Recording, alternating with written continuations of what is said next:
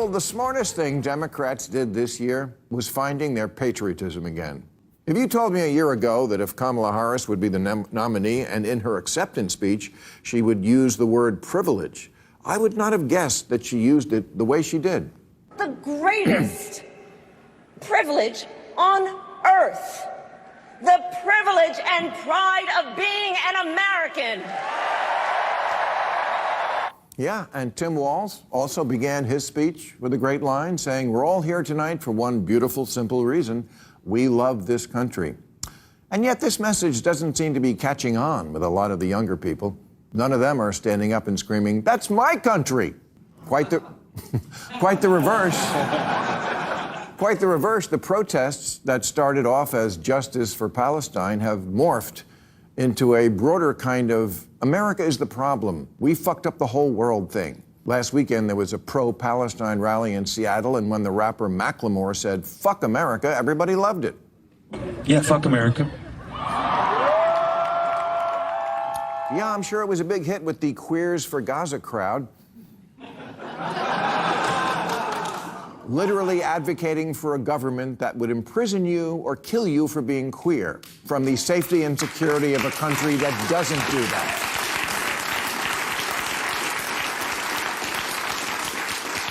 Yes, America, the only place in the world where a white guy from the suburbs could become a millionaire rapper, because here every person, regardless of race, class, or gender, has the right to be talent-free.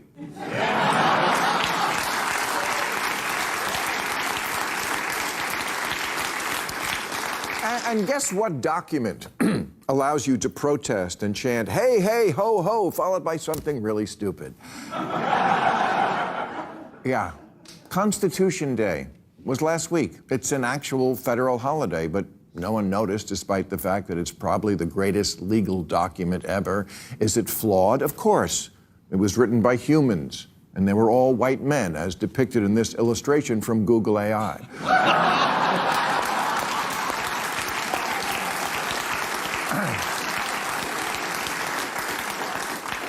But how about looking at the actual ideas in it? I won't hold my breath for that, because only 14% of 8th graders are proficient in history now, and only 22% in civics, which may be why 4 in 10 Gen Zers say the authors of the Constitution are best described as villains. Wow. It's amazing, since in 1776, James Monroe was 18. Alexander Hamilton was 21 and James Madison 25. Joe Biden was only 30.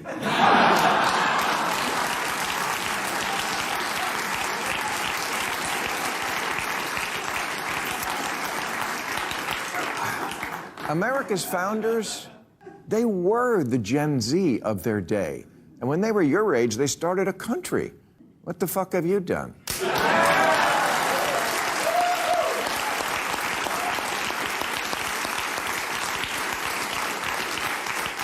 So no, the Constitution isn't perfect because it wasn't written by Taylor Swift, but...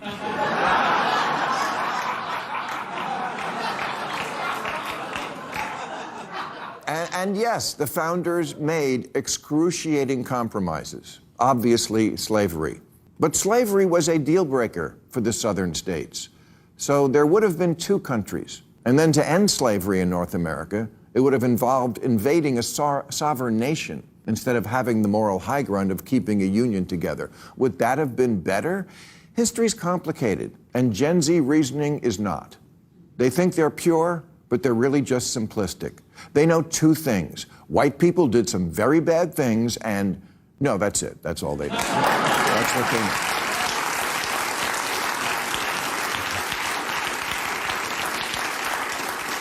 know. Well, I know that too. But I also know other things. Like how in 1776, slavery was a lot like flying private today. If you could afford to, you would have done it too. Everybody did it, of all races, throughout history, in the Bible, and all over the world.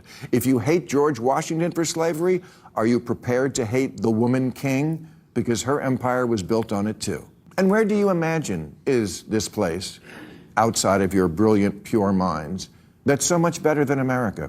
At least America self-corrects. a mechanism for which was actually written into the Constitution. The citizens of Gaza cannot assemble in protest of their own government, cannot do or say what they want, or practice whatever religion they want, or have a free press. All rights guaranteed in just our First Amendment. The irony in all this is that the world the founders birthed, flawed though it may be, provides the bedrock for everything that makes life good for the very people who hate them so much. It's so easy to take for granted individual liberty, a Bill of Rights, the rule of law, checks and balances, getting a trial by jury, the peaceful transfer of power, protecting minority rights, and democracy itself. But those are the things that make our pampered, privileged, bratty lives so relatively cushy. No one starves here. Even our poor people are fat.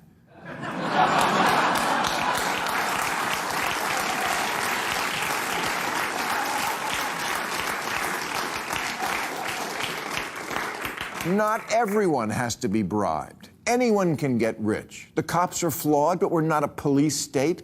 The drinks don't make you go blind, and no one pushes you out of a window for a bad Yelp review. Our government takes a lot and fucks up a lot, but it also gives a lot. Health care, retirement money, unemployment, disability, college grants, food stamps. Maybe in the blissfully perspective-free mind, this all adds up to a low bar that America has reached. But you have to ask, why do millions of people every year risk their lives to come here?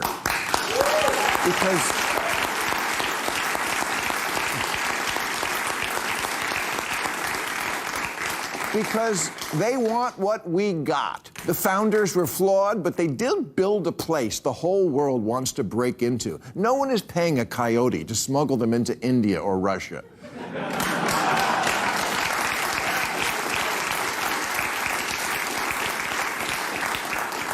Immigrants don't see us as the problem. They see us as the solution. And there's a reason they kill themselves to get here, and it's not just the ponds full of delicious ducks and geese. All right, that's our show. We're off next week. We'll be back October 11th. I'll be at the Taft in Cincinnati this Sunday, the Majestic in San Antonio October 12th, and the Tulsa Theater in Tulsa October 13th.